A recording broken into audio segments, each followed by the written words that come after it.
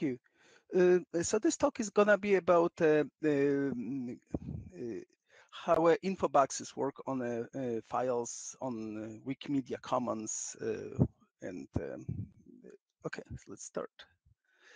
So this is a wrong presentation. I just uploaded the wrong one. There was a I have problems with the formatting of the presentation and must have grabbed the wrong one. I'm sorry, let me reload it. This one is being clipped on both sides. Okay, so I will start. I will okay, maybe I will just share it my other screen. That might be faster. Okay. Right. So doing it the other way around. Okay. So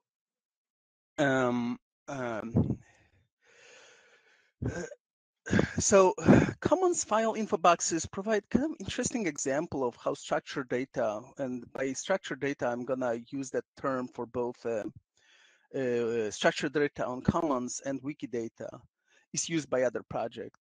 It's a little bit different environment than Wikipedia has. For once, it's a multilingual, and there are plenty of other differences. For example, the pages on Commons are not connected to Wikidata through the interwiki links. However, at least the ones in the file namespace have a one-to-one connection to the structured data. And also another big difference is that we're talking about very large volume of uses. So for example, we have 78 million files, and some of the templates that we are maintaining and changing occasionally have a 92 million pages, are used on 92 million pages. So it's a kind of it's scary to be in editing those images because there's just so many chances that something is gonna break somewhere. I'm going. So so the infrastructures of templates on Commons. So the main one is information template, which is, I guess, very similar to the templates that are used on the Wikipedias also, and it's used on 85% of files. But there are also many other specialized info boxes that are useful for specific types of objects like artworks, books, maps, historical photographs, etc. We also have plenty of like a little helper templates, like creator is to store information about people and institution is to store information about institutions. The purpose of those info boxes, the original purpose was to preserve metadata. So before we could store metadata on Wikidata, all that stuff was stored locally in those templates on Commons. So that way, let's say we have information about some author, you can create a template about that author and then transclude it into many files, as opposed to having to each file have that information stored separately. So that was original purpose of some of those info boxes. Now that things is mostly done through Wikidata. Also, presentation of metadata. So, and metadata, no matter where it comes from, locally or Wikidata or other places. And we're trying to present it in a most simple, readable way in the language of the viewer. And also have a relevant links to hopefully to the resources in the language of the viewer. And finally, there is also an issue of machine readability. So some of those info boxes have a lot of invisible stuff, which makes pages more easy to interpret by algorithms. So about preserving metadata during upload, here's an example of a potential on the left page on some website, and it has some not that much metadata, but has some metadata. And then when we move it to commons, we would like to preserve as much as possible. So all the metadata that you can see in the left image, in the left panel, is also preserved in a template. The same thing, example about internationalization, and how we are trying to make sure that the pages are shown in the language of the person viewing it. So in this case, we have examples of English, German, and Russian versions of the same page. So and kind of a brief history of how the ecosystem of what's possible changed over time on Commons. So for the first decade, all the templates were written using Wikitext and parser functions. And that created a lot of problems because some of those templates become so complicated, they almost become impossible to maintain.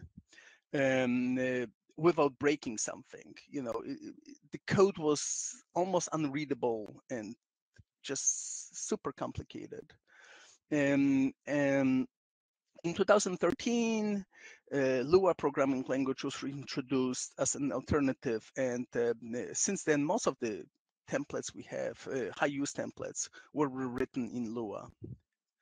In 2016, Wikidata kind of reached the stage where it was usable on Commons, and that was the random access feature was introduced, and that kind of made it usable on Commons. And at that point, we start storing a lot of metadata on Wikidata. So a lot of data started being moved from Commons to Wikidata, and then pulled from Wikidata to Commons when needed. So it's just a much better place to store metadata. And finally, in 2017, structured data on Commons was introduced, which kind of provides a tab with Wikidata-like pages where you can store properties of each image. And we start writing templates to access this data. So kind of interesting side note about structured data on Commons is that so currently file pages store descriptions in two different places, as unstructured data in Wikitext with templates and as structured data in SDC. So the typical process of adding how structured data is added to a file is that the first uploader provides structured data on the upload form. Then that one is converted to unstructured data. Then bots like bot multi-chill and Schlucher bot comes and start parsing those pages and create structured data on Commons. So we have really often end up with two places to store the same data, which provides a lot of possibility for problems. For example, I correct an author of an image, and I have to go and correct it in two different places. First in unstructured, in Wikitext, and then go and fix the same thing in structured data. So there is a kind of a big potential for things getting out of whack with one of them fixed and the other one not. Kind of general design of file info boxes is that we combine data provided in a template directly, and that one has a preference. And with data pulled from structured data, like from Wikidata on Commons. Templates on Commons are displayed in the language of the user. We get it using that little int-lang hack. But also for testing purposes, any template, any infobox template, you can add language parameter to it and force it to a specific language. which is kind of a nice feature if you are trying to test your code. We try to keep all the info boxes to have the same uniform look and feel. Over a decade ago, there were like different templates that have very different looks, and it was just odd to have a very different color scheme and look and feel for kind of things that should be really the same. So now they're all really uniform. Let's look at the example of some of the weird, kind of complicated places, template that could bring stuff from many different places.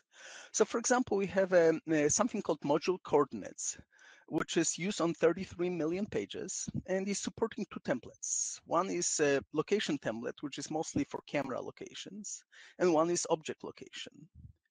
So the location template is mostly used in file namespace, and you can first get the coordinates from the template itself, from Wikitext.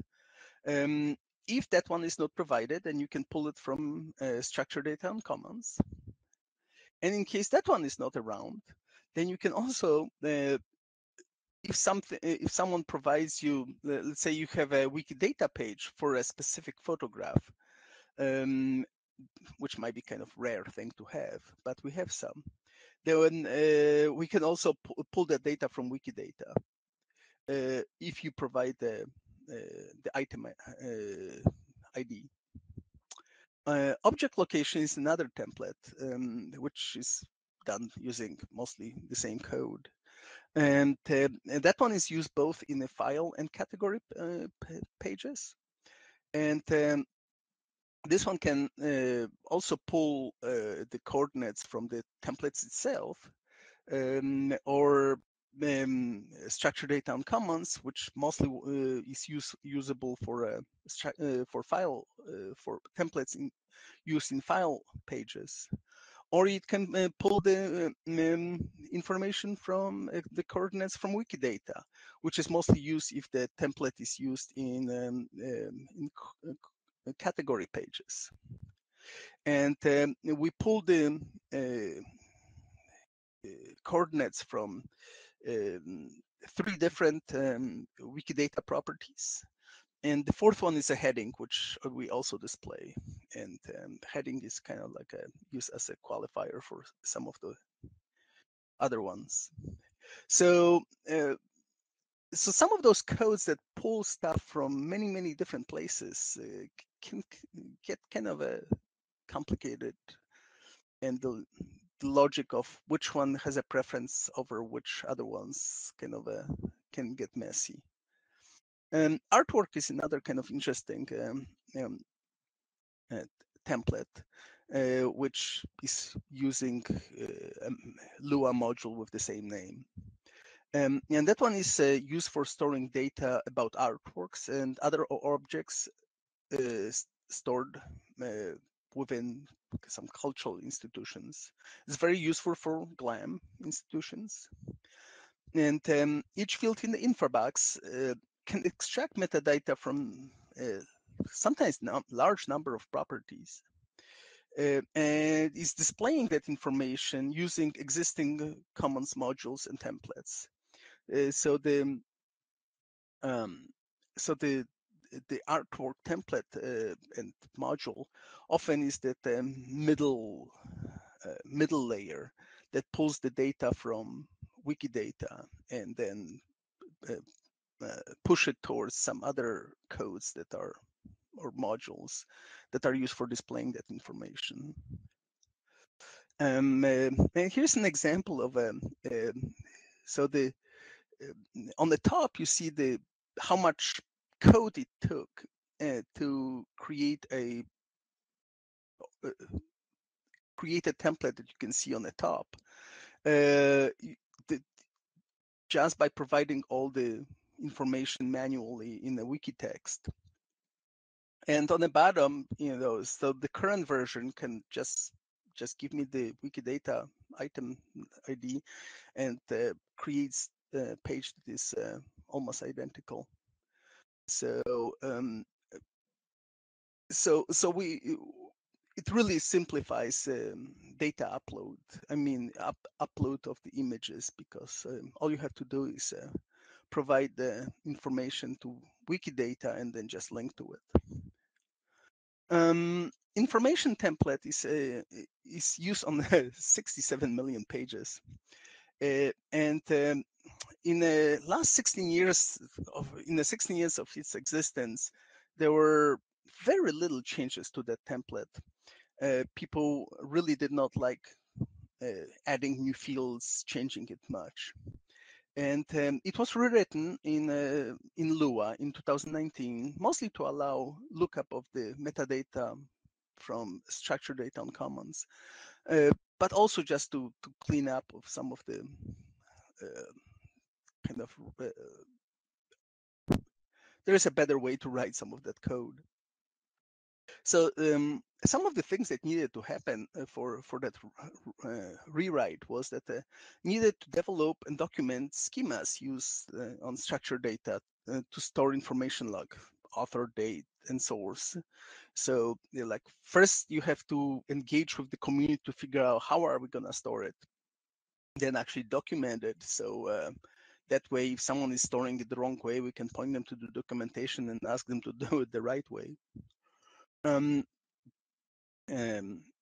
Another thing that when designing the code for the new information template, a lot of effort went into keeping the code very lightweight and kind of fast to load. So for most of the files,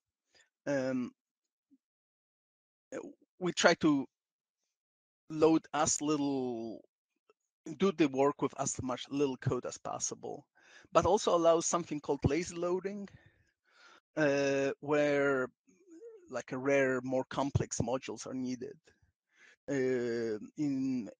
I think we use that, for example, if like usually the dates can be very simple. It's just a single thing with a date. But if you start going into some qualifiers and some making more complicated dates, like it was the end of the end of the 19th century, or it was in between this and this date and things like that, then we can still display that information, but then we need more complex modules, and they're only loaded for the pages that need that. Another thing that kind of a big issue is that the code has to be really robust. So even if someone puts totally wrong information in structured data on commons, the code should survive. And that includes, for example, you should not make assumptions on how many, like if you have a list of items, and you need to look through the whole list of those items and load them. Usually, I don't know, like number of children. Usually, you will have a limited number of children, but some pages might have a crazy number of children, and the code needs to be able to survive no matter what is the data on Wikidata or structured data. And also, we needed to support some of the crazy legacy solutions, like in case of information template, there is something called, it allows extension of the template, some mechanism which one can look up the other fields parameter. And it's some really strange hack that kind of mostly look like a code injection that is used, and a lot of pages use that, so the new code also has to support it. So some comparison between old and new code is that you can see the two pages, they look almost identical. One is created fully through the old way of providing all the parameters by name, and the other one just pulls the same information from structured data. And the load time is actually it's faster to load it from structured data. I guess I have to hurry up here as my time is slowly disappearing. So kind of steps how you rewrite high-use infobox template. So the approach that I use for doing that on quite a few of the current templates is that first write the code that mimics exactly what the current template does, words and all. And then post information, publish your plans, invite people to test the code, make sure that it's not done in a secret of the night. People are aware of what's happening. And then they replace the old code with the new one and be really ready to start fixing things that when issues show up. One of the interesting trick that I found is if you clean up the category for where pages with a broken Lua scripts show up. If you clean it up, then if you mess up something and pages start showing up there quickly, you can easily spot it before other people start reporting them. And only after you have a stable code that reproduces exactly what the current code is doing, then you can start adding features like support for Wikidata SDC or monitoring for unexpected errors. And here are some of the modules that currently takes to write all to maintain all that infrastructure. And I think I am almost done here. I think I'm not gonna talk about cross project modules just to speed it up, as I need to go. And in the future, I'm planning to also start supporting copyright statement on comments. Oh, here's the next presenter already. All right, so I am. Thank you. I'm done. Thank you. Let's take questions in the end discussion. Thanks, Jarek. That was super informative. Yeah, thanks, Jarek. It's really nice to hear it from the developer side now. I am such a big fan of the work you're doing. It's amazing. Yes. No, I had so many presentations before this that I thought, but I'm so energized again. I am at this moment, I'm Sandra, a long-term Wikimedian. I think many of you know me. At this moment, I'm working with lots of pleasure, working together with the OpenRefine team on a project to extend OpenRefine with structured data and commons functionalities. Yay, yay, yay. This is definitely not my only work. I try to push things along a little bit and help everyone as in the role of kind of product manager or product owner, whatever you want to call it. But the work is actually done by two very fantastic programmers, Eugene Egbe, and actually next week we have someone new on board, Jokebet Salazar, and last but not least, Pintosh is helping us with lots of advice and all of it in his free time. So yay, thank you so much. What are we doing? What are we working on? What is coming? I will actually skip this slide for the sake of time. I will assume that everyone knows OpenRefine. Data cleaning tool, many of us use it to edit Wikidata, now also supports Wikibase as of the last release, which has been released last week. This is what it looks like, data cleaning, etc.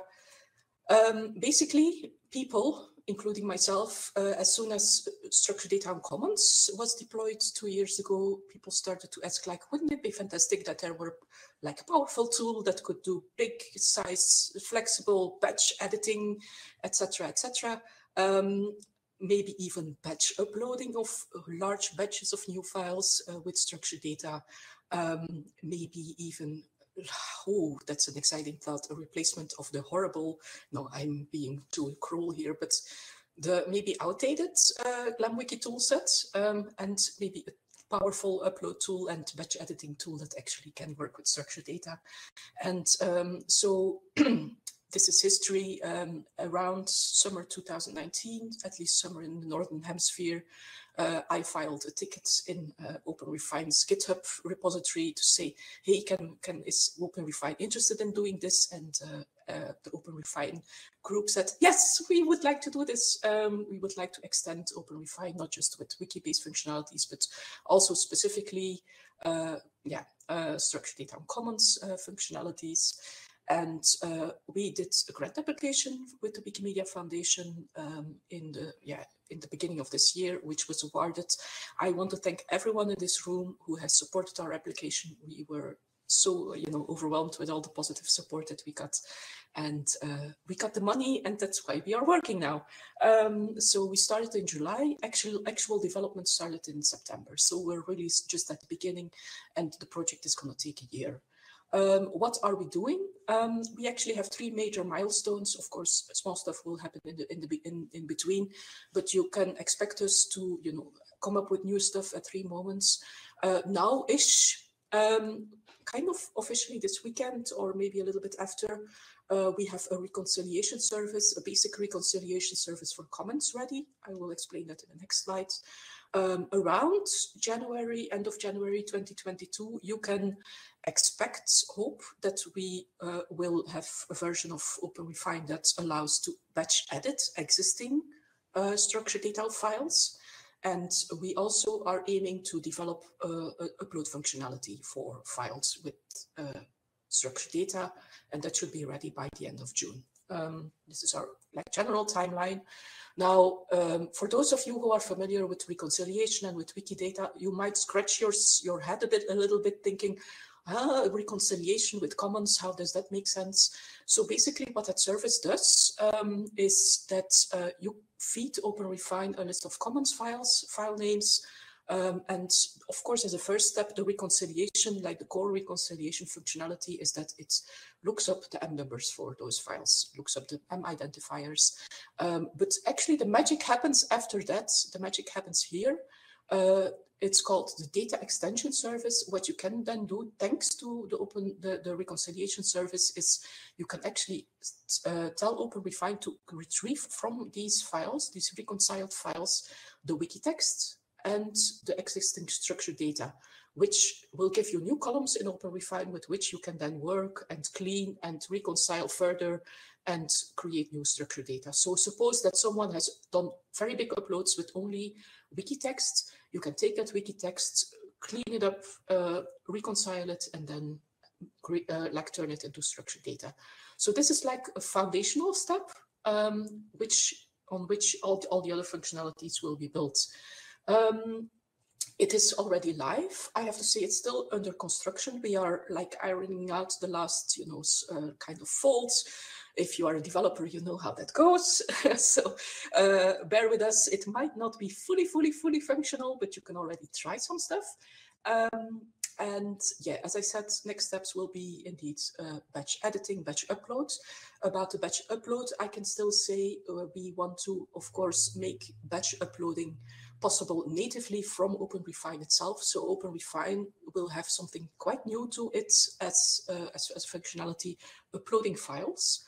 But we are also looking in the direction, but still kind of figuring out how it needs to be done, looking in the direction of creating a separate independent tool for batch file uploads, which should also be able to take input from other tools. Think of it as a little bit of a replacement, or like a more advanced version of quick statements. In the next months, we are designing that thing. So we noticed that we put it in the application, in the grant application, but we're now looking at it like, oh, that's quite ambitious. How should we do that? So we are investigating that further. Last slide. Already many people are following the project, which is really great. I am working together with Wikimedia Sweden, with the Wikimedia Foundation, to also find people, organizations who want to test our stuff.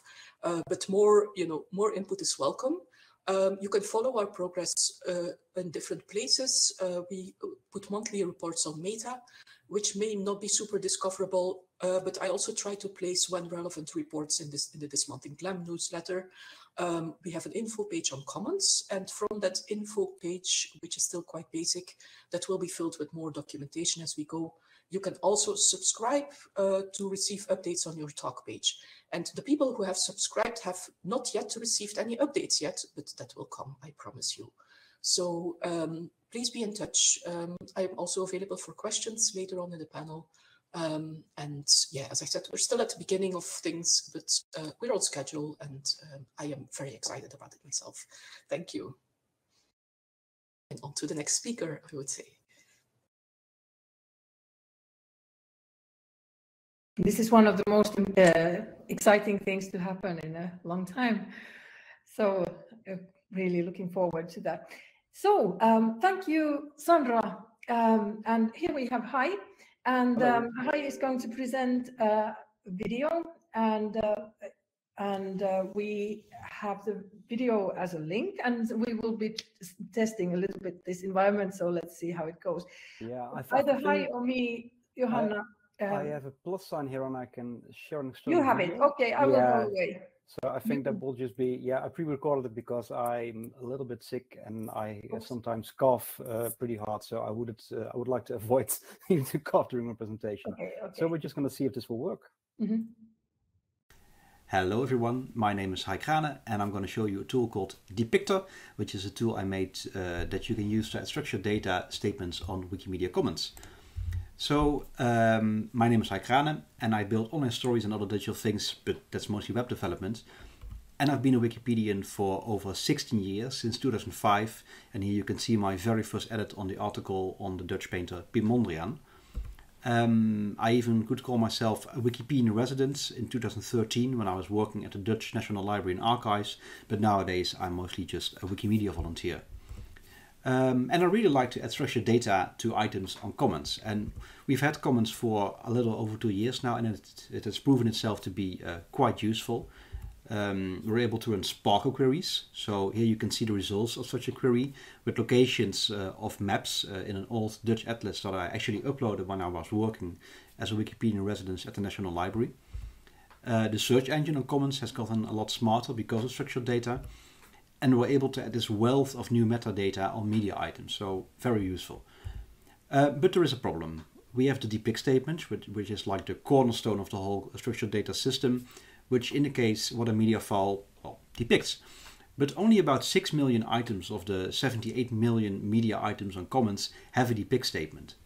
And that's only about 8% of all the media files on Wikimedia Commons. So, that's unfortunate. But the thing is, this data is definitely available. Many files are grouped together in a specific category. For example, here you see Ruud Gullit, which is a famous Dutch football player from the 80s, with portraits in his category. And you can also see that this category has been linked to a Wikidata item. So about 3 million items on Wikidata are already linked to a Commons category, either using the Commons category property or using the site link. So you would say that the problem is relatively easy to fix. We can just write a bot, get all the Wikidata items that link to a specific Commons category, loop over the files in the category, and depict statements referring to that Wikidata item. But is it really that simple? Nope. Unfortunately, it's not that simple. And the problem is that not everything in the category actually depicts the thing that it's linked to. So in the case of Ruud Gullit, we have his jersey, which doesn't depict him. I mean, it's referring to him, or it is a part of him, or it is, part of his persona, but it's not a depiction of Ruud Gullit, the person. And we also have things like audio files. So really the only way to actually make sure that every single file in this category links to Ruud Gullit is by manually going over all the different media files, which is, a lot of work. There are a couple of tools, of course, that help us with this. For example, SEC.js by Magnus Manske and ACDC, but I think there are other ways. And I was mostly thinking, people are on their phone, of course, all day now. People are waiting at the dentist or waiting for a train, or, they're at home during a global pandemic. So wouldn't it be great if we could use this time for something useful instead of scrolling, on social media? So this is why I built Depictor, which is a tool to add structured data to Commons media files using a game-like interface, and I'm going to show you how it works. So when you start up Depictor for the first time, you're going to see this screen and you have a login button. So you need to make sure that Commons, you need to give this tool access to your Wikimedia Commons account using OAuth. And for that, you just need to log into Wikimedia Commons and you need to allow it to be used to make edits. So, and what you see here now is you're going to get random people that are born in a random year. So in this case, it's 1939. And whenever you press start, you will get served random people born in that year with a Wikidata item and one of the files in the category linked to them. So in this case, we have this Hungarian footballer. On the top, you see the Wikidata item, and on the bottom, you see a photograph from the category that's associated with him. So he might be somewhere on here, but I'm not quite sure. So I'm going to say skip, because I don't know if he's in this lineup. I'm not a big Hungarian football expert. So in this case, I'm not going to say, yes, he is depicted in this image. I'm just going to say skip. Well, on this image, he's obviously depicted, so I'm going to say yes. And all the times that you click on these buttons, or specifically when you click on yes, and that is made on Wikimedia Commons using your user account. Well, if you don't like Janos Gorok, you can just say skip item, and you're going to get another person born in 1939. So in this case, it's a Moroccan writer, Tajab Sadiki. Well, and so that goes on and on. There's also a couple of keyboard shortcuts. If you're working on desktop, you can just press 1, 2, and 3 to go over all the items. So that's another way to use this tool. So this is like the basic operation of the tool, but there are some other ways to use the tool in more advanced ways as well, and I'm going to show you those as well. So one other way to use the tool is by using advanced options. So what you can do is you can also specifically give a commons category. So in this case, I mean, it's almost Halloween. Let's get some jack-o'-lanterns and see if we can make sure that these are actually depicted. So it works the same way. You get like a reference item on top, and you can just say the same thing again, yes, skip, and no. When you say no, actually it will it will be saved in a database, so you won't get this image again, and nobody else will too. So so we make sure that people don't get the same image, and maybe someone accidentally does press yes. Nested categories will also work. On the backend, it's using pet scans, so you can make quite complex category queries and put this into Depicter. Yeah, so the final thing I'd like to show you is the option to add a Sparkle query to Depicter. So this is a Wikidata Sparkle query, and what we're going to add here is a query that will fetch all the candies or items that have an instance of candy, because it's Halloween, let's have some candy as well. It will fetch the items associated with that query, and it will fetch the items in the categories associated with those items. It's becoming a bit complicated, and you can do the same thing. So in this case, you're going to get, once again, something at the top, a Wikidata item, the end is chocolate mint, and a photograph of something, and is it the same thing? And I'm going to say yes. And there's also some other thing that you might notice here at the bottom. It's the create challenge button, and that will appear at points when you have like a query that gives at least 10 different items. And when you press it, you can make a challenge. And a challenge is a way to cooperate with other people on like the same query or the same category query that you're doing on Depicter. So you might, for example, have a specific team that you want to cooperate on, or maybe you work in a museum, you want to get some people involved, and you can use this to, well, work together on depicting a set of images on Wikimedia Commons. So right now, I added this functionality a couple of weeks ago. We already have over 20 challenges. So for example, there's one about Olympic medal winners that has over 2,000 statements that have been added in the context of this challenge. So that's amazing. And every single challenge also has a leaderboard. So a leaderboard is a way to see the users that have like the most, that added the most statements to those items. There's also a global leaderboard. So in this case, you can see, I made a screenshot just at the moment when the top user at the leaderboard, PMG, a Polish user, has made exactly 100,000 statements on Wikimedia Commons. So that's quite a lot of clicking, I suppose. So, I mean, it's amazing to see that you develop a tool and people just start to use it extensively. So, well, I mean, it's amazing how many people have used this tool already, even though it's just been online for like a month or two. So that's about it. Thank you very much. Oh, this is really wonderful. Thank you. I already have like suggestions for you, but I don't know. I think I have to take them offline or you know, to a small corner. But we will definitely be able to discuss in the discussion. We would, if I have it right, we do have time compared to the schedule. So it's possible if you want to ask a question right now to Hai. Yes, I already answered a question from Mike in the chat concerning the use of site links instead of the property. So yeah, the thing is that we have both the property to link to a commons category and the site link, but for querying the properties are a lot faster, so that's why I'm using this.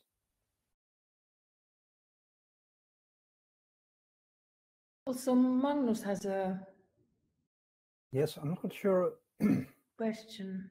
It's maybe out of the scope. It's just SDC that I have 4,000 pictures in a category, and every picture in that category belongs to another category that is the person. Yeah, so that's a good point. So right now, the way that it works is that if you have a category, it uses like the category as the way to give you a suggestion for depiction on every item in the category. So you can't really, so it always works on the basis of categories and never on the basis of a single media item. One thing that I could imagine that might be useful is right now you can give the tool 3 different ways to do a query. So you can either use the default mode, which is like the people with a random burst here. You can use a category or you can do a par query. I could imagine that maybe in your use case, it might be useful to have something where you could give it like a random media identifier, an MID and a QID, sort of like a suggested QID. So you could make that yourself using like, a script or maybe using some kind of spreadsheet. And you could use that like as a way to input it to the tool. So I don't know, maybe that would be useful for you. Thanks. Any example code is welcome. It would be very marvelous if you could maybe type a couple of lines about your answer to the Etherpad, so we can enjoy the information later on as well. Yeah. Maybe harder to capture as an outsider. Perfect. I think if there's another question, it's we still have the opportunity, but we could also go forward in a little bit ahead of time. Okay. So I wonder if Florence, you would be ready to present. If she activates me. Thank you, Hai. You're welcome. And stay for the discussion if possible. I will. Okay, perfect. Right. Florence, you should be able to just share your audio and video, and then you would be good to go. Oh, there you are. Okay, and then Johanna here will give you presenter rights in order for you to be able to share your video of slides. Do you have those rights already? Ah, yeah, you're already on it. Okay. Excellent. But I couldn't hear you right now. Were you saying something? You see, we have 2 more minutes. We can take our time. It's a rare positive occasion to actually have 2 minutes to set up. Still not hearing you?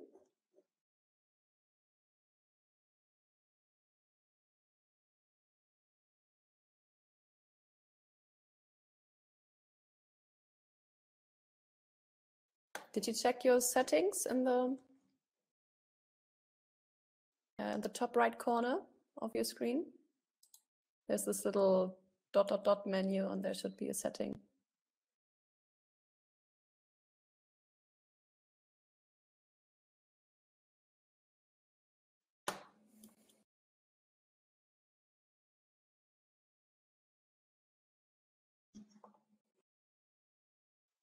Oh no. Okay, sorry. No, I was about to say something. I take it back.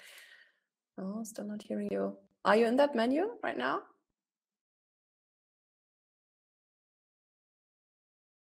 No.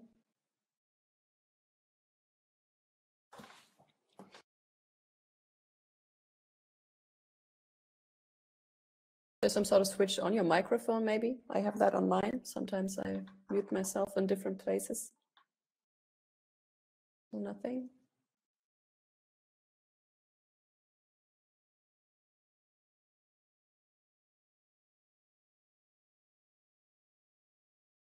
Someone read lips? Yeah, that would be nice. I can't. That much I can say. What could that be? Maybe trying to connect again. We can afford that time. It's okay. That's always a good idea, yeah. So for everyone else here in the session, this is again a nice opportunity to just calmly breathe. Take a moment of pausing and processing what you've seen and heard so far.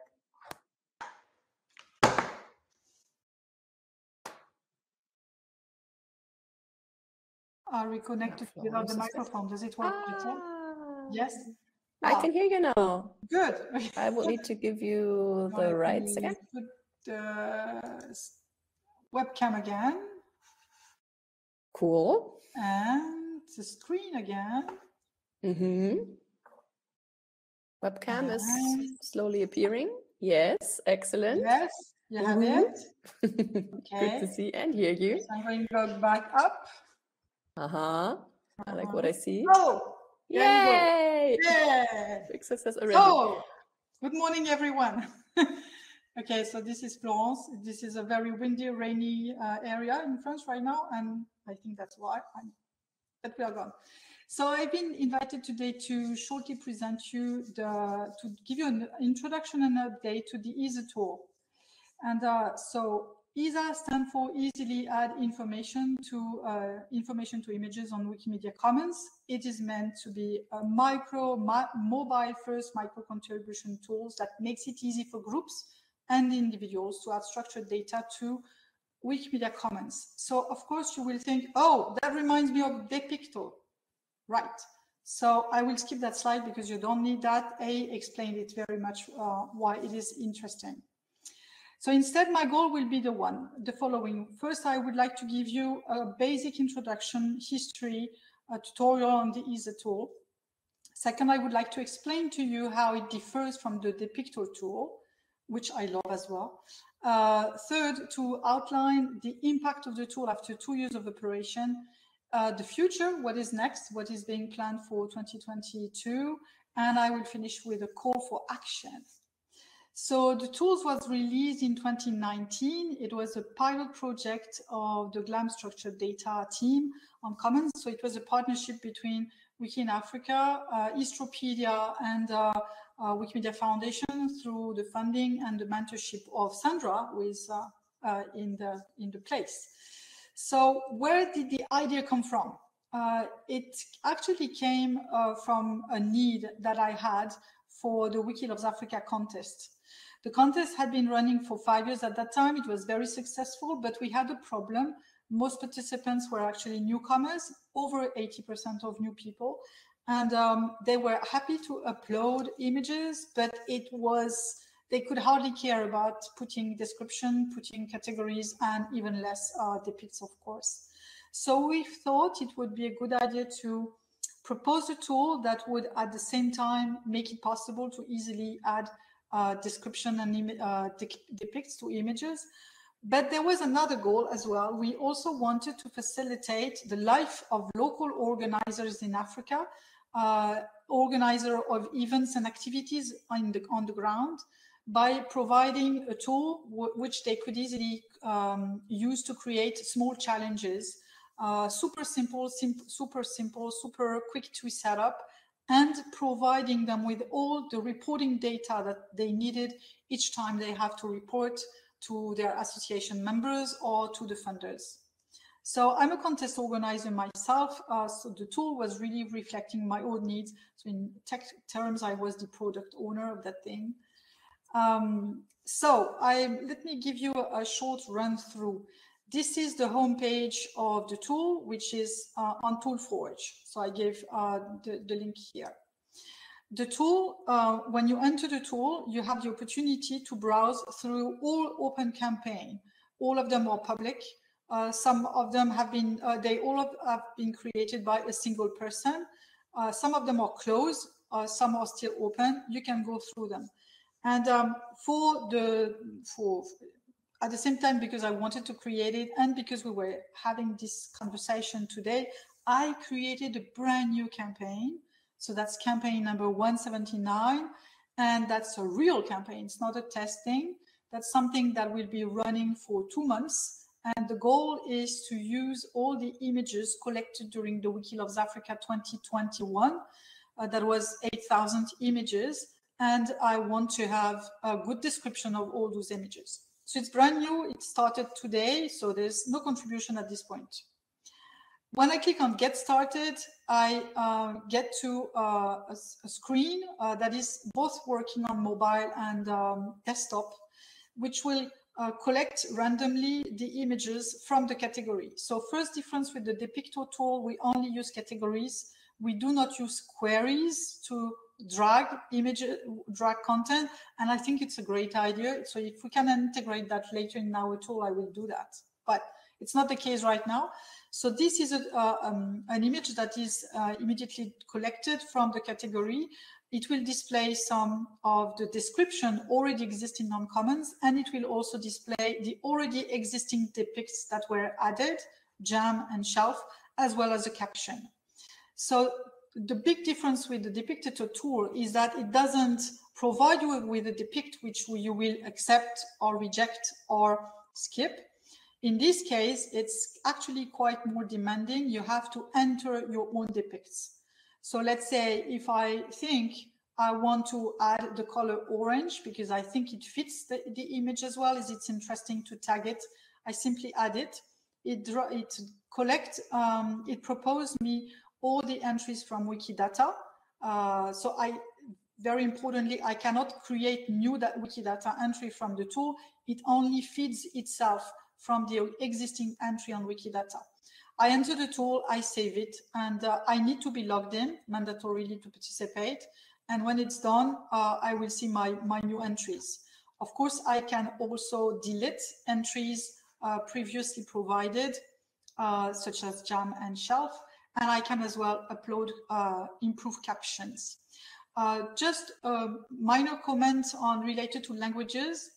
Currently, for the captions, I can do those in every single language, but in my preferences, I will choose up to 6 preferred language because we assume most people don't speak more than 6 languages. When it comes to the depict, I can currently enter depicts either in French or in English, not in other languages. Once it's saved, it appears immediately, of course, on Commons, with the relevant tag related to the campaign.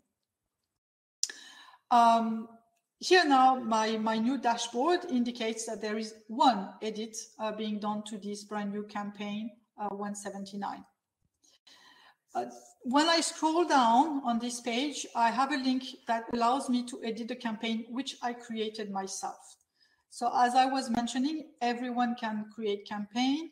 A little difference we have with the tool, the Depictor tool, is that we really see the campaign page as a place where the project lead will invite participation. So it needs to be branded. So we have the opportunity to describe in length the campaign, as well as to put a visual that would lead people to participate. I would like to provide you with a very quickly user survey. What is the travel of an organizer? A typical example. So I will use the Les photos de la formation aux photographes Nos Jardins, which is a campaign which was run in 2021. The user group in Cameroon is working on a masterclass project. So the idea is the following. The local group in Cameroon can have one first episode day on a Saturday, which is a masterclass in photography where they train the photographers. Then they can organize a second episode, which is a photo walk. And then they can organize the following Saturday a next session, which is the upload session. And they can finalize their whole travel with an ISA campaign that will be run over the images collected by all the participants to the training and the masterclass and the upload session. So this was a real situation where the people doing the masterclass photo walk uploaded 665 images, and afterwards, altogether, they improved their images to make it a complete project. The very important element I want to outline is the why is my visual? Yeah. This is one of the things that was very important to me, is really to make it easy for a campaign organizer to have all the stats required when they do reporting. So you have at the same time a link to download all the data in CSV format. And the second, to have a screenshot, which is completely self-standing. The screenshot gives you all the information related to the event, the time frame, the winners, the participants, as well up to the license of the screenshot, so that they could put that directly in their report without having to bother any more than that. So it was really meant to be useful, practical and quick. So to summarize the situation, the tool was released in 2019. We were the winner of one of the prizes at the WikidataCon that year. We have collected since last summer slightly more now than 300 contributions. So it cannot really be compared with the Depictator tool, because the edit actually requires more effort to the user. And we currently have 179 campaigns since the last one I created. And the latest news is that after we finished the project in 2019, there were a couple of bugs still pending, and there were some improvements, some feature we wanted to add. One of the most important one being make that tool working in every language, so that I could have Italian team, Spanish team, Indian team create their own campaign and participate in their own language for depicts. And it was not done at that time. And I've been looking for people to help since then. And actually what happened this summer is that Wikimedia Sweden approached me, and they had decided to devote some developer time on the tool. And Sebastian Berlin started working on the tool a couple of days ago, just to precisely work on those features. So I'm extremely happy about that.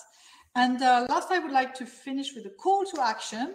So we have this brand new campaign with only one edit from me, not yet advertised anywhere. I'd love you to participate to it. And I promise that at the end of, I'm not promoting it anywhere. So if you participate to it, the top participant will get a little gift before Christmas. And that's about it. Thank you.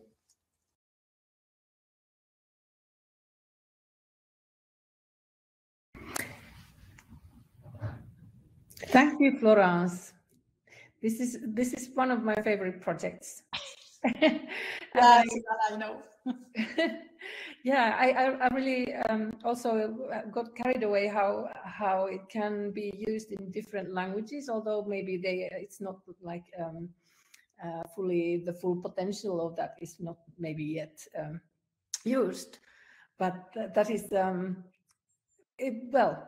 I think it's a big one, and I was very inspired by the Depictor tool. So I don't know if it will be implemented, but being also able to drag data from queries rather than only from categories would be an absolutely delightful improvement as well in the future. I think this is now that we set up this new Telegram group for tool creators, I think this should be one of the discussion points there. Very good. I think we will take the questions in the end in the discussion. I hope you can stay. Yes, I can stay. Okay, perfect. So thank you, Florence, and we will be bringing on Hanno and Scannon. I think I don't know if you are coming to present at the same time or after each other. Oh, Hanno, you have don't have your sound because you have the icon for the headphones, so you will have to enable your sound in probably the settings or then reconnecting. Oh, now it's gone, so it should be okay. Now you have to open your mic. Oh yeah, it's open. Can you say something?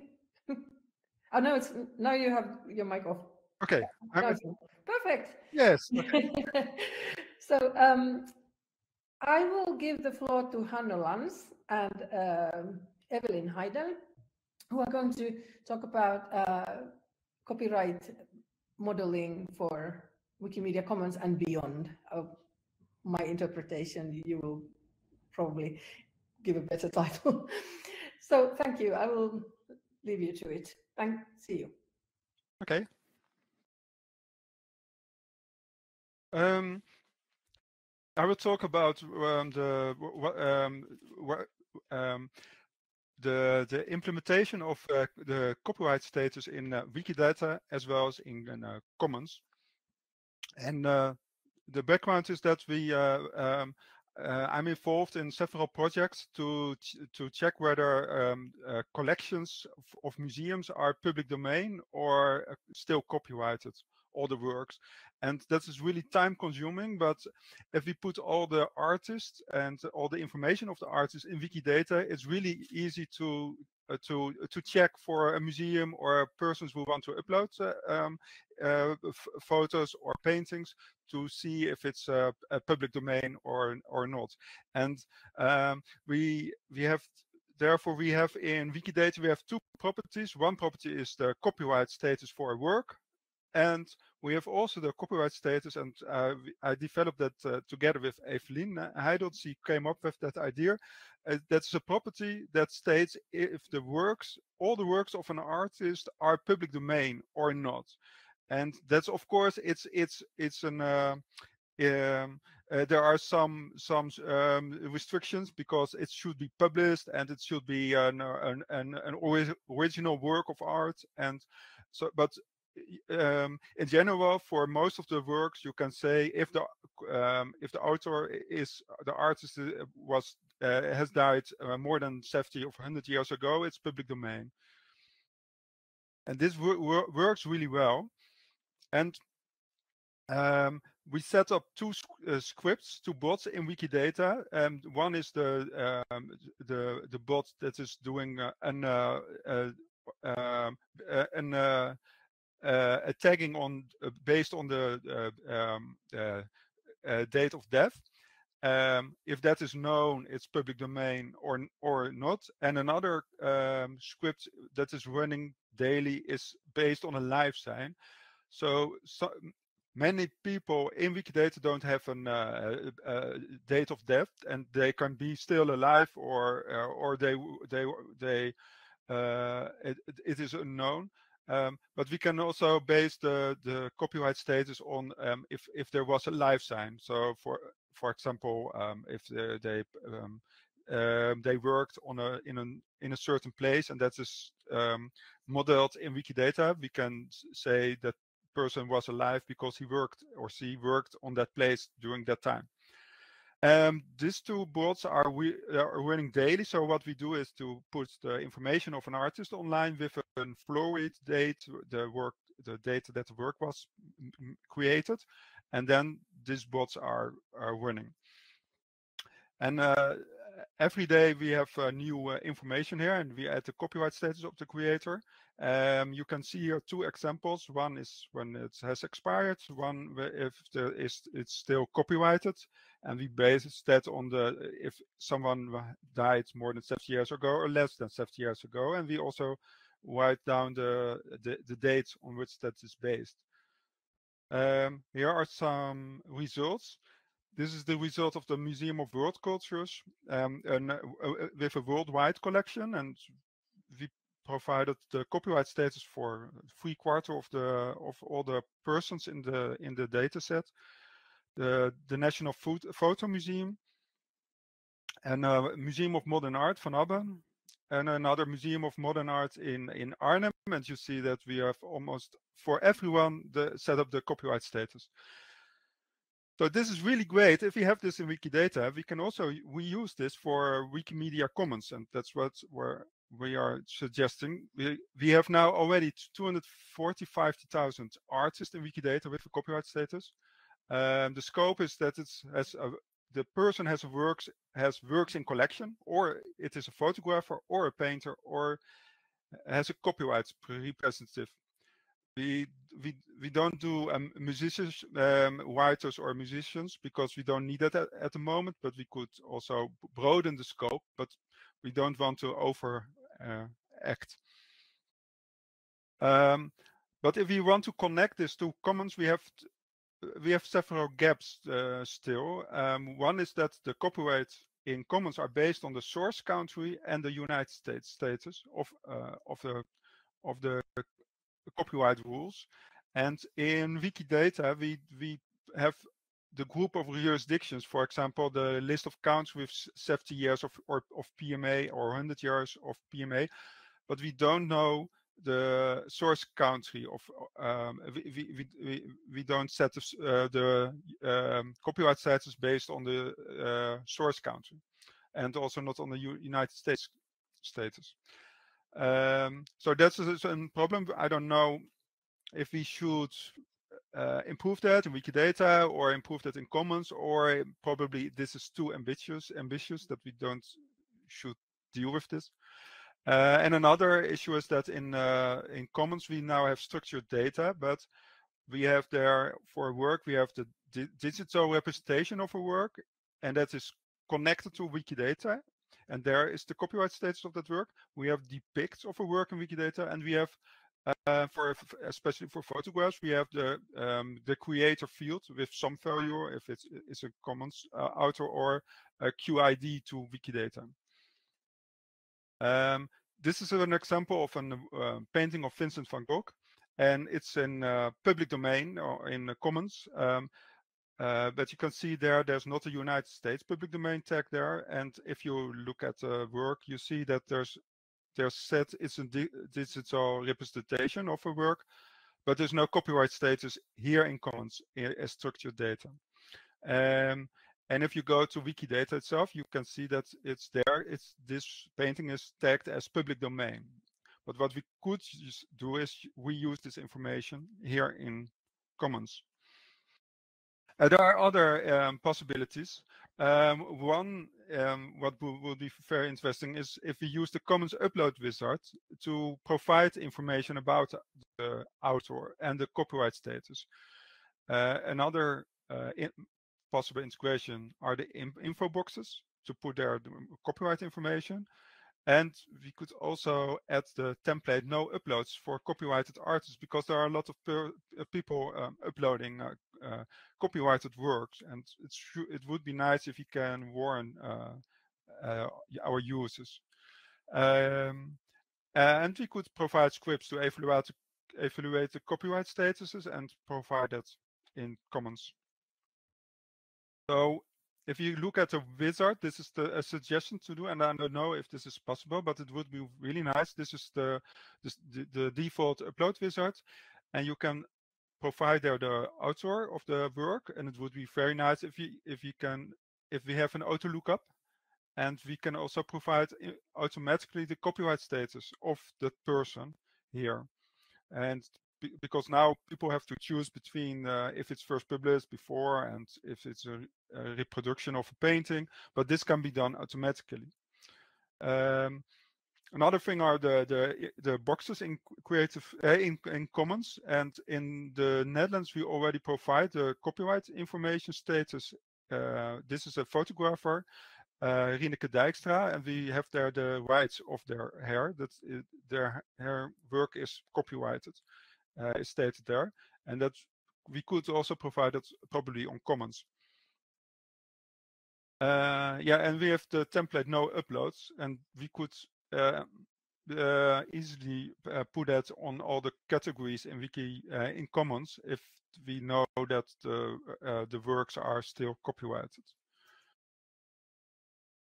So yeah, one of the things I would like to discuss is this possible to improve the wizard with this information? And the other things are how to deal with depicts and digital representation, and is it possible to create scripts to automate this? Could we probably start with a small scope, for example, to provide this for the sum of all paintings?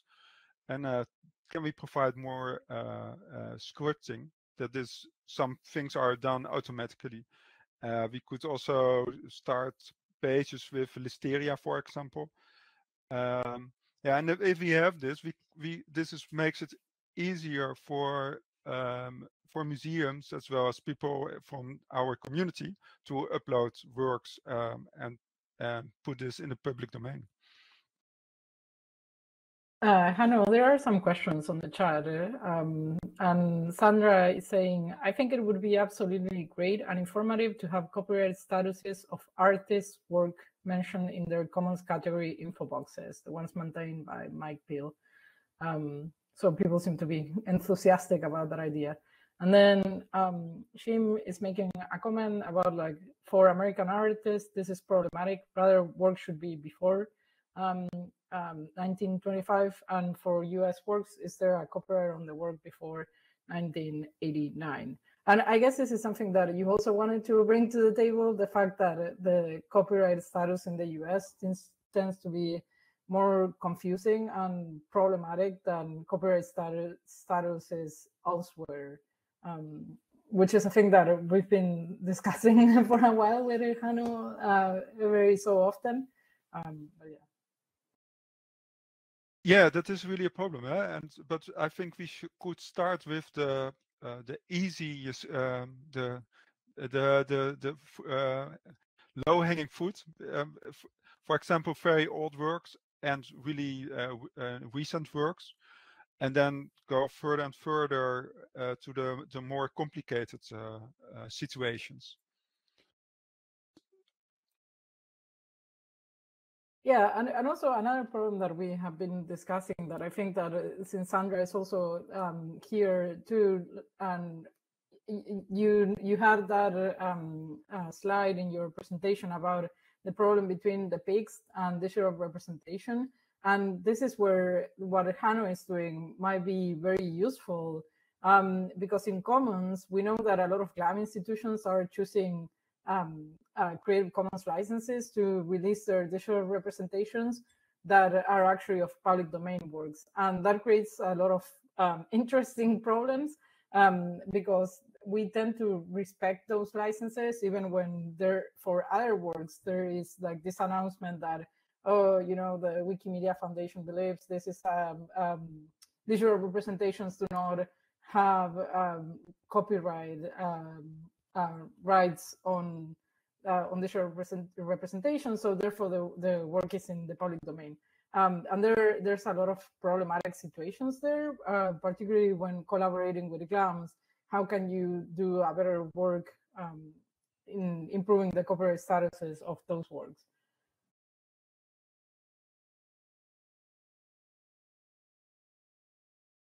Yeah, and we also have this this discussion with this depicts and freedom of panorama. So it would be nice if we can split if we can work on dual licensing things, and not that there's only one license for a work. And I think if we start with scripting, we should work with that option what you mentioned, that we have the license of the museum, and we have the original representation of a work. And yeah, and also H. Sarracin is saying, also for a book template, when the two copyright status, source, country, and US are specified on Wikidata, it would be need to implement it directly. Directly? And yeah, he shared an example, and I'm guessing that the example that he shared, the copyright status is putting both the countries with 100 years post-mortem, and then it's also saying that it's in the public domain in the United States. So it's like representing both public domain status in the example he or she shared. Yeah, it would also be great if we can deal with books. But that's really also an issue with editions and translations and multiple people who contribute to a work, like illustrators. And it's a bit hard with books, but I think we could start with, for example, with a smaller scope. if we know books that don't have illustrations, for example, because probably we have, I don't know, but probably we have a property for that. If we can say this is a non-illustrated book, and probably there's also a way to check if we have all the contributors of a book, or are there still people not checked. And so it would be very nice if we can start with a smaller sample and then improve it further on. I also with working with the museums, we also have that situation that the first round, it's really we do a lot of checks, and that goes fast. But then we have to double check everything, and we have some how do you say that, with Listeria we create some control lists. For example, if a work is published after the artist died, and that's so is that correct or not? So we have some monitoring, and that would also work for this. I think if we start with the simple things, we can set up some monitoring and then start with the more complicated part of commons. Yeah, and I think that the question about the books is clearly coming from someone that is part of the Wikisource community, because this is a problem that they are already solving somehow, like the difference between versions, editions, and translations, because they have that template that it's already asking it on Wikisource. So I'm wondering if what you are doing could also be applied to Wikisource and not only Commons. That would be great if we work with Wikisource, because we have to. Wikisource is already is a smaller scope than doing all the books in the world. So that would be a good solution to work to start with Wikisource with this. Yeah. Well, and Shane is saying copyright is complicated and kind of depressing. No, I disagree with that. It's like I woke up 9 a.m. in the morning on a Saturday to be talking about copyright. It's very fun and joyful. Yeah, and the great thing, we can work with we can start with the simple the math, and then we end up with the complicated things. And that's also how we do this for a long time in Commons. I think that we do mass uploads if it's really clear that we can upload everything, and then afterwards we have to deal with exceptions. Yeah, I think that's where you start like going yourself into the mess of copyright, really, like with limitations and exceptions. Yeah. Yeah. Okay. So our time is almost up, and I'm gonna ask Susanna to join again, so she can ask whomever is next. Yeah. There we are. Hi. Thank you very much. I think we are all next. So we are going to have the discussion after you, just to check if I'm not reading wrong. Yes. This is how it is. So I would like to invite all of the speakers in this session to join us on the stage. If you think that way, that would be Florence, hi, Sandra, and Jarekt. And maybe I would dare you first to ask each other the question about each other's work that you have been wanting to ask. Whoever can go next. We have some safe questions for starting the conversation, but they're very general. So if you have something on your mind, it would be much better.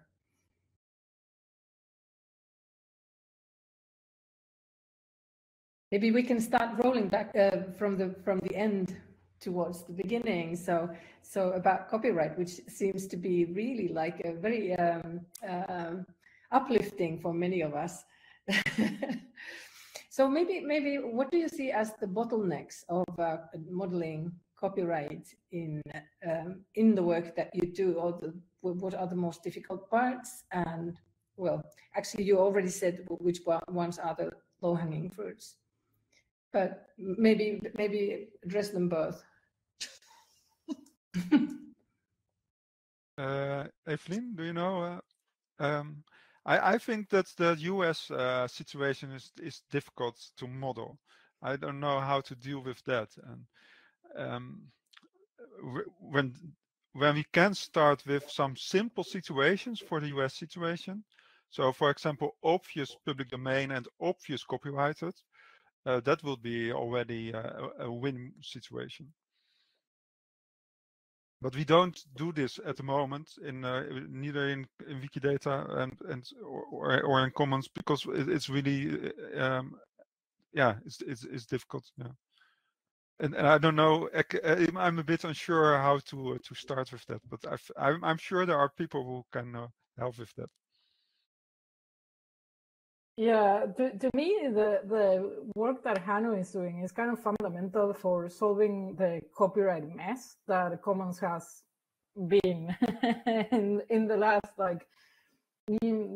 years or whatever, because you have like different licenses for different things, you have different levels of licenses, stuff that is licensed that shouldn't be licensed the way that is licensed, and I think that there's like some challenges there, because of course there's some legal liability for the foundation involved in some of those copyright statuses, but then there are some decisions that are left to the community, and it's kind of a tension that I think that is there, particularly when you're like assessing like how risky or how accurate some of those statements are.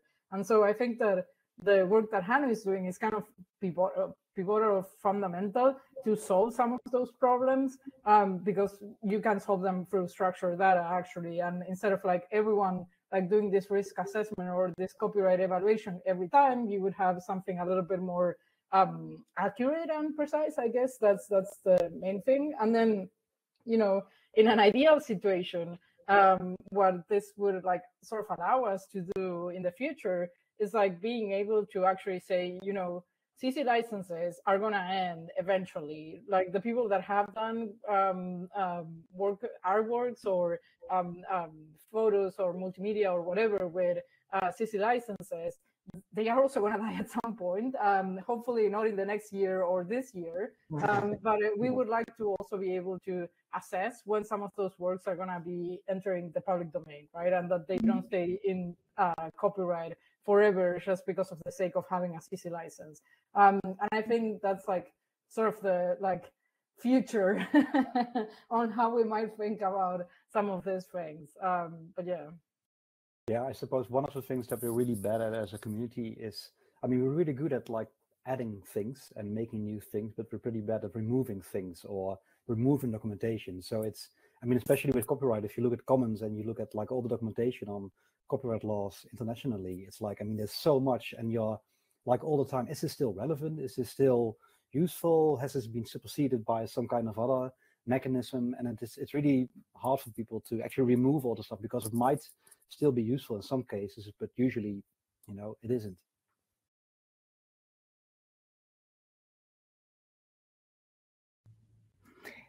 Would you like to touch on the copyright? Sandra was. Oh, she wanted to talk and she's muted. You're still muted, I think, Sandra. You have a problem with the sound.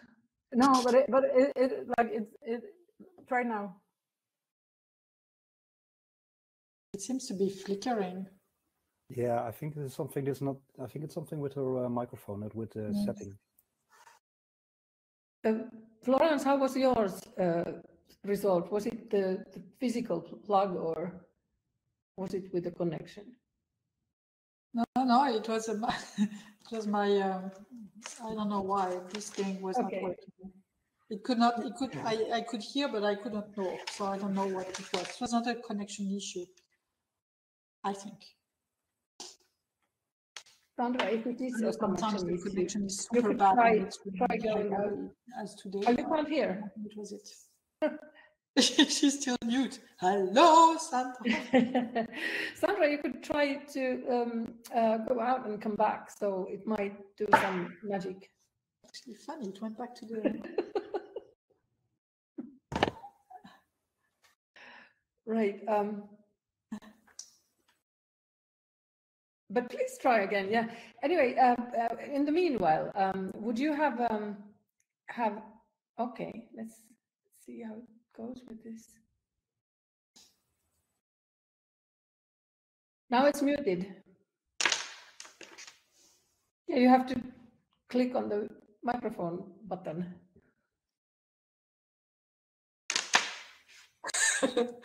Oh, well. Oh, Yes, we yes, hear you. now we hear you.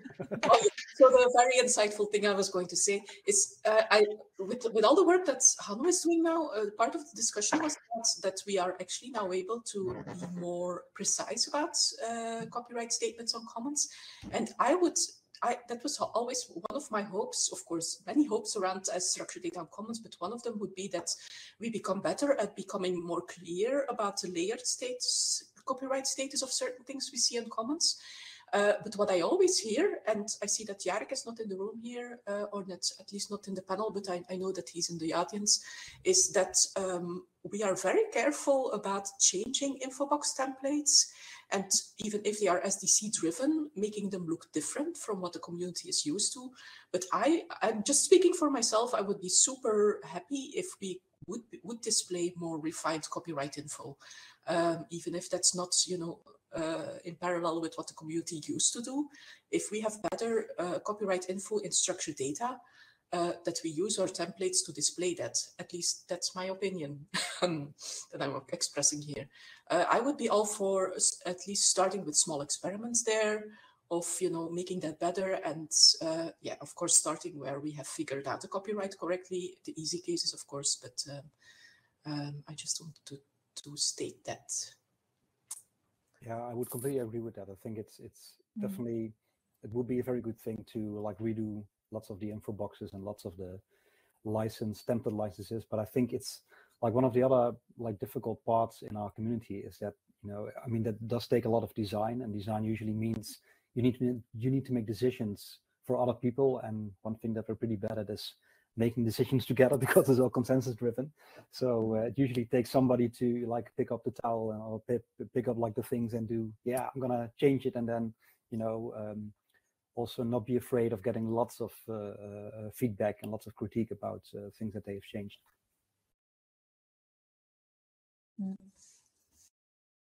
Yeah, I will welcome this also in the tools discussion that we will be starting in the Telegram infosphere. So Susanna, I don't know about this new Telegram channel. So where can we find it? Yes. Okay. We in the previous discussion in the Don't Get Hit by Bus discussion about tools that might be unsupported if the maintainer creator was hit by a bus. We decided to set up a new channel, but we haven't done it yet because we have been in this discussion instead. So okay, that's a very good idea, because I run into the issue for the EASY tool because there is a security thing, and the developer in Fabricator, of course, they mentioned it, and I'm desperately trying to find someone to fix it. And I was getting a little bit worried about that because I didn't know who could. So I'm happy that Berlin decided to work on that, because otherwise the tool would have been deactivated for security issues. And it's not so much that the first developer didn't want to work on it, even if he doesn't have a lot of time on it, but he doesn't necessarily know how to fix it. Yeah, I think, there are many issues or things that are needed in order to create the sustainability. So there are technical, social, platform, all kinds of things. Although even everything is possible, it still needs support. Yeah, but I think this is maybe a little bit of a separate discussion, although very connected. And I think many of these initiatives that we are talking about here also are very much connected to the discussion of sustainability of these initiatives. Maybe, yeah, I would like to maybe go into a little bit more general level. What do you see as the best promises of structured data on commons? Like what kind of properties, not properties, wrong word, but what kind of capabilities do you think it unlocks that it exists? Because I think that we are touching on several of these here. But, yeah, I mean, I think one thing that I really like about structured data is whenever in the past I used to talk with GLAM institutions about data donations or image donations, you know, there's always the question of you have like an upload of images or other media files, and then you got the question like, yeah, we have lots of metadata as well, and so we can give that to you as well, and yeah, that's great. Okay, so what happens whenever we want to change something in the metadata because something, you know, maybe we have updated information, and then it was always like, yeah, this is wiki text metadata information template, and you can use regular expressions in a bot to change that. And I mean, that's just not like a viable solution. So now we do have like we do have a viable way to update the metadata. And I think especially the thing that Jarekt mentioned about having the output templates and just, you know, putting it in and changing all the values on Wikidata and using that instead of having this endless amount of template code is just phenomenal. I mean, it's such an improvement over the old situation.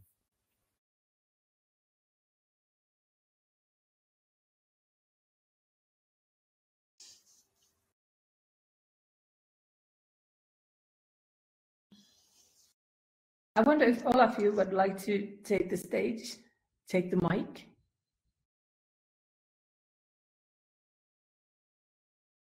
Or is it related to, actually, I don't know, is it related to this question? Not necessarily. Oh, okay, now I know.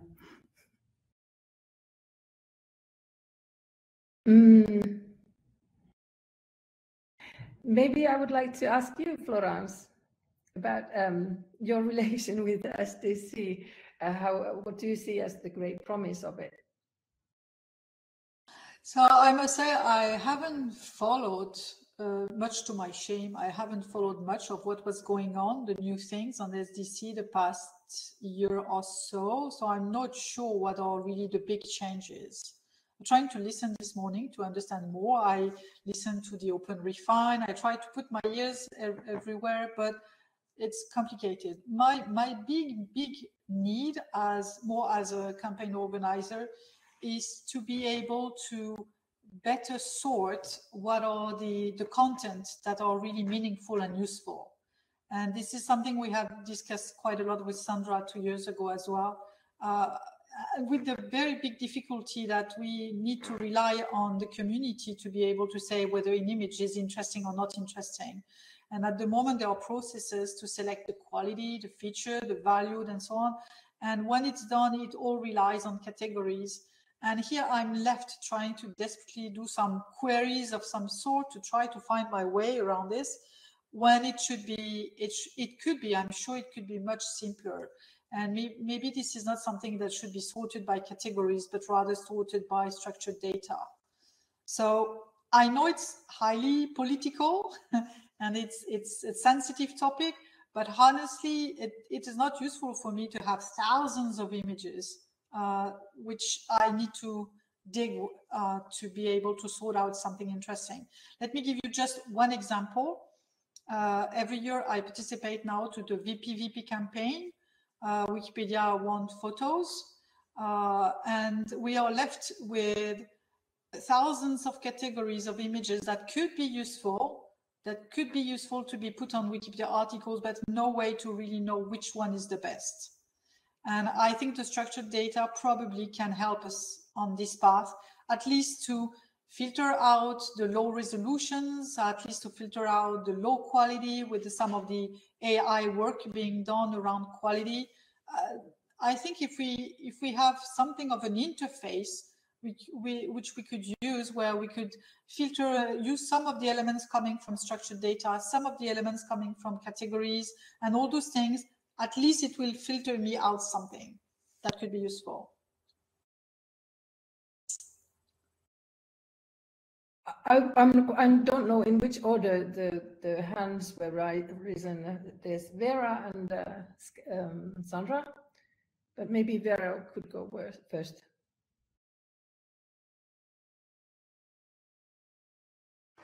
But I think you have to you have the listening only option on, Vera, so you'd have to enable your audio. I think in the meanwhile, Sandra, please. Yeah, I would like to add what Florence has said. For me, I love Commons. Some people say about Commons that it's a trash heap of horrible things, but I say the opposite. Commons, I think, is the most amazing collection of diverse multimedia content that we have ever collected, and I think it's better at that than Flickr, etc. And I know that that's a better, like a bold statement, because Flickr has many more beautiful images, but with Commons, we are Wikimedians who collect kind of very specialized stuff. And I don't think Commons is really a repository for people to allow them to find pictures of cats. I think it's a repository to help people find specialized content. At least that's my opinion. As we are Wikimedians, we are interested in specialized content. And I think we can do a lot better job at making that discoverable as well. I think, yeah, with Commons, we've made a step forward with now special media search. But I think we have so many possibilities now with the structured data to actually do like more advanced searching and discovery of things. That would be super helpful. I mean, let me give the example. I have a son. He's 16 years old. He's upstairs here. He follows courses in history, and he's looking also. He's not looking for pictures of turtles or stuff. He's looking for very specific things like documents from the time when Charlemagne was alive. We have that stuff. It's just not discoverable. And we can describe that with structured data. We're just not making it discoverable. Okay, this is a little bit my hobby horse. I am saying not cats, but Charlemagne. That's my opinion. Yeah, I would completely agree. I think like one thing that I notice a lot with Commons is that I tend to photograph lots of monuments and other things in my vicinity. I used the Wiki Shoot Me tool by Magnus Manske, which is amazing. And then usually what happens is I come home and I made like 10 pictures of a monument. I go on Commons and I upload them, and then I dig through categories and I find like somewhere like a really weird category, suddenly a set of pictures from this monument that was taken 5 years ago, and those pictures are usually better than the ones I took. I just was never able to find them because they weren't linked and not findable anywhere on the whole ecospace. So I definitely think that we have like so many, we have so much content, but it's so difficult and so hard to find it without putting in loads and loads of efforts. And I mean, even for me, I mean, I've been using Commons for like 15 years or something. I mean, even for me, it's still pretty hard to find like the stuff there. I am personally very intrigued by the idea of combining these different approaches like textual search, categories, structured data, and any kind of hints that are in the picture or in the context or anything. So I think this is the kind of work that this is a great place for. I have a feeling that I interrupted someone. No, I was just gonna make a comment on something very silly, that it's also that it's true that Commons has like given us like a lot of like good things, but also we need to get better at some of the more complicated things that you can also find in Commons just by accident. So like there's a little bit of nuance there too, and I'm guessing that also one of the sort of things that I see very useful of the work that you all are doing, because I'm more of an spectator really here, but it's the ability to actually, figure out a way of making contributions easier in the platform. which I think is really like what we all need to be figuring out across Wikimedia projects, right? That instead of like taking you hours and hours to like do one contribution or a single set of contributions, it only takes you a couple of minutes to add information about an image or add information about an item or whatever. And I mean, like the ISA tool is precisely that. And there are also other tools that are around that, but I don't know if we have that yet on Commons. I think it's an interface that people normally do not interact a lot with. They just go to the Wikipedia page, they see the photo, but they never go into Commons per se, right? And I think that's like an interesting challenge to solve at some point.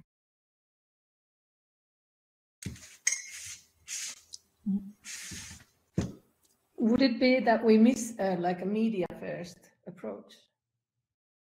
I mean, there are a lot of things there too, right? I think that part of the like way in which Wikimedia has solved that, like the copyright issue with like you know, the photos is like, oh, you have it in this like repository in Wikimedia Commons, right? And so people like think that those photos are free, and there end up in a lot of problems around that too.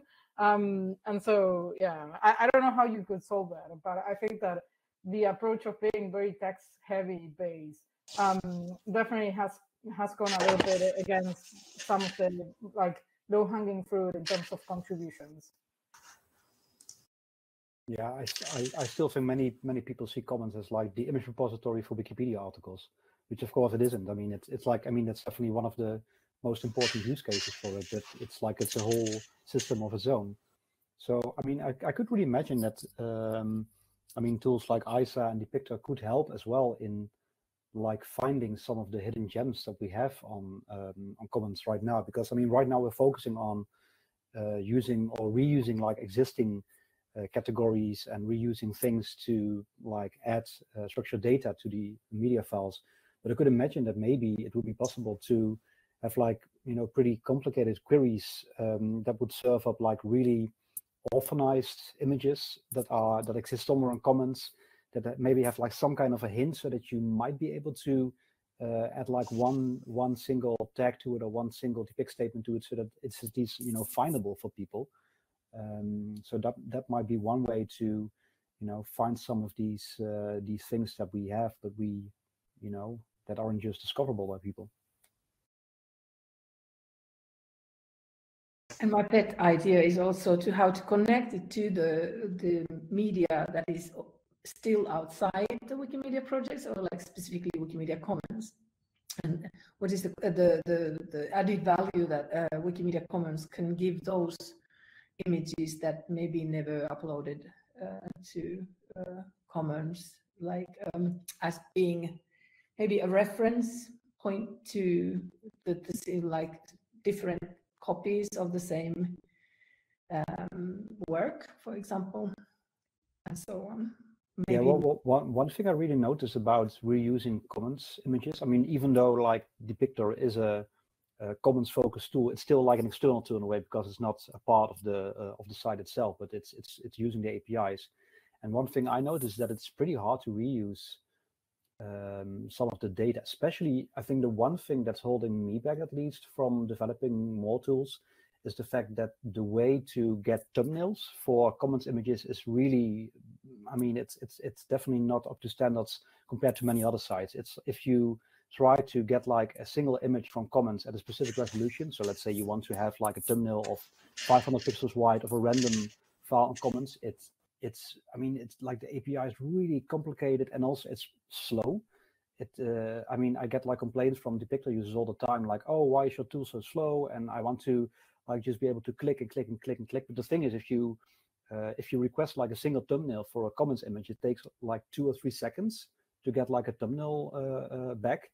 And that's, I mean, doesn't sound like a lot, but when you're like clicking through, you know, hundreds of images on the Depictor tool, that is, you know, adds up to loads of time that people are just spent waiting and looking at a loading sign. So yeah, I definitely think that like the whole tooling around reusing images from Commons could also be better. Well, we have exactly the same problem on the ISA tool because of the complexity of loading. I've been thinking that one of the tools I would really see as interesting happening and attracting the attention of people working in design in particular, which I don't think are currently using Commons very much, is all those tools that allow us to identify images based on their colors, for example, based on very specific situation. I know I use that a lot, and I absolutely cannot use Commons for that. If I do a website with a specific set of palette of colors, I need to find some images quickly that will fit, and we don't have such things. So it's not directly the goal of Commons to do that, but some external website, some external tools doing that might maybe allow us to attract more the attention of some reusers who could provide some good opinion, good advice, good feedback on how to improve it. It again goes into the whole situation that most people have no idea of the existence of Commons anyway. It's just not known.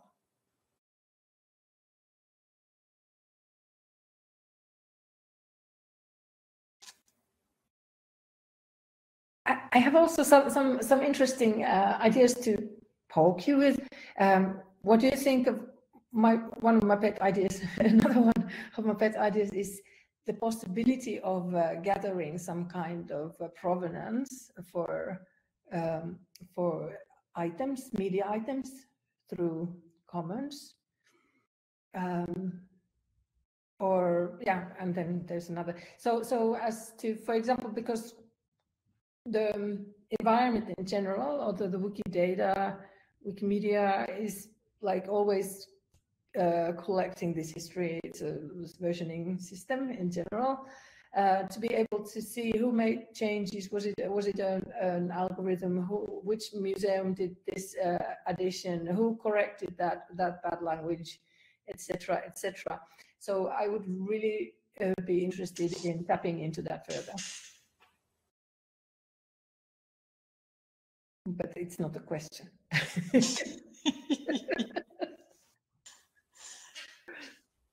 But if you have thoughts on that. No, I can see that. It's actually one of the reasons, not the only reason why, but one of the reasons why also now in structured data on Commons references will be enabled or are being enabled, which is super interesting. It's new for Commons to have references. It makes sense in the context of all the other projects that have references, so I'm applauding it. But on top of that, you indeed want to have stuff like, this tag is added through an AI algorithm. This specific volunteer added this description, etc. And I think that's But to make that visible, it's also because now all the structured data is also behind this second tab. I don't know how people feel about that. Would people actually like to see the structured data on the file page itself rather than in a separate tab? Let's ask some controversial questions. What do people feel about that? We can do polls here, I think. If you know how to do that, we don't have many minutes, but this would be a great poll to end it with. Does anyone know how to do a poll? Or maybe we'll just do something like raise your hand, like O and slash. If you want, what was it? If you want, or raise your left hand if you want one tab. Raise your right hand if you have if you want two tabs. Okay, one tab is /O. You know that left and right on screen might be an issue. Yeah. So, okay, I will make an example. I want two tabs. Oh no, sorry. This is. I want one tab, which was the other way around. Okay, one tab is left. Oh, this is more difficult, so I'm making it more difficult. And two tabs is right. This is not going to work, Susanna. I guess so. And also people in the chat, we want the opinion of the audience. Yeah. Oh, yeah. I will just say, we have consensus here. Everyone wants the structured data on the main tab. Yeah. Okay. I think that is enough to conclude this. No. I'm sorry. Okay. The discussion continues on the Etherpad for like not probably very long, but you will always be able to come back to it. And then I think this discussion will most probably also continue in the new Telegram group that needs a name. And we'll let you know on all the channels. Susanna, could you share again the link to the Etherpad? Because, for example, I came later to the session and I was unable to find it. Yeah, okay, there it goes. It comes here. Oh, hi, was fast. You have three links to choose from. They're all the same, but it's, I mean, take your pick. Oh yeah, and also Andrew, that's right. Okay, slow me. Okay. I will try to now. I will copy all the chat, so all the cats will be included. Thank you for that, and see you in the next session, which we will start in just a moment. Thanks. Thank you. Thank you all the panelists. Bye. Bye. Bye.